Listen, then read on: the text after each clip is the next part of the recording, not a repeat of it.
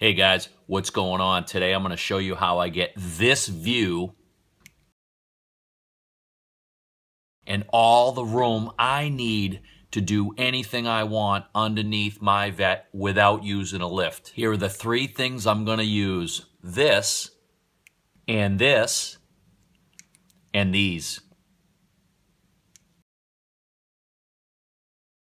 This video is also going to end up as part of my header install series, probably end up being something like video number 2, first being, I believe, like the intro, showing you all the parts and stuff that I'm going to use, and then this being how I'm getting the car up high enough to work under. Recently, I learned a bit about time-lapse footage, basically a series of images put into basically a video form to give you almost like a sped up video, but has almost like a something in the video kind of stationary and everything.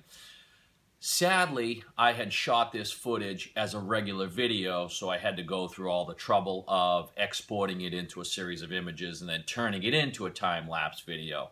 So this was actually done kind of backwards. But anyway, I'm going to show you guys a time lapse basically of me jacking up the car, and by doing it in time lapse you're able to see it a lot faster than I actually accomplished it. So with that being said, let's check it out.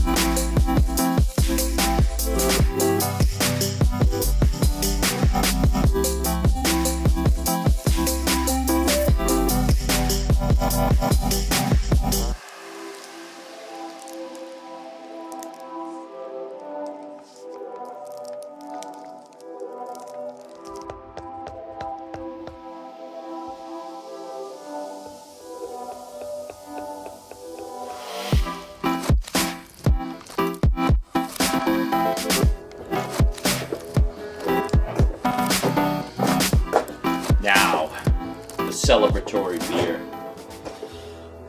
Whew. I tell you, okay, now that I've done that,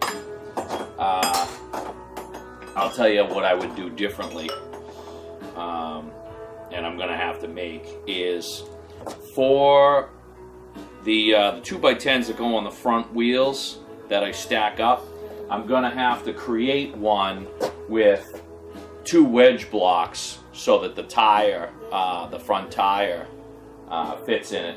Because basically, if by any chance, while you were lifting the back of the vehicle, or any part of the vehicle, and somehow the back wheels both came off at the same time, your car could roll forward. And trust me, if it fell off from a height of 12 inches or, you know, somewhere thereabouts when you're lifting up on those blocks, you're going to have a lot of damage. So that's definitely one thing that I would do. The second, I would really love to have just bought a lift, but I mean, this ended up, the race ramps is a little bit much. You don't even have to do that. You could actually, you see how you could do this whole thing out of wood. I actually wanted the race ramps Flatstoppers with the concave surface for the future when the car is going to be stored.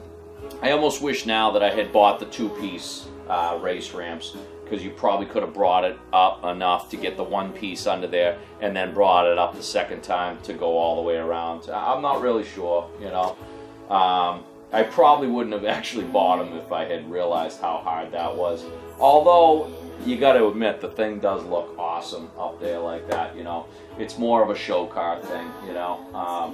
And that, of course, was the first time, but you definitely got to have that low-profile jack. I tell you, I'll never stack up hockey pucks again. I will only use the 1 puck, and lucky for me, that jack actually has plenty of reach to be able to do what we just did. So definitely get yourself that low-profile jack. That's from Harborfreight, by the way. That was a little over $100. It's a 2-ton lift. They do have a 3-ton version, but it doesn't have as much reach, which I definitely think you would like that reach. Unless you had an open bay on both sides of your car, then you don't have to worry about it. But with that long reach, I needed that on the side with the wall because I have to angle the jack in. I'm sure I'll think of some other things that'll come to my mind, but for now, that is the first step in the header project. Next step, I think I'm gonna pull out the laptop, maybe make the stand, I don't know. But anyway, the whole point of that is I want to download the stock tune from the car before I mess with anything, before I mess with the oxygen sensors and all that stuff. So that's the next step. So we'll see you then.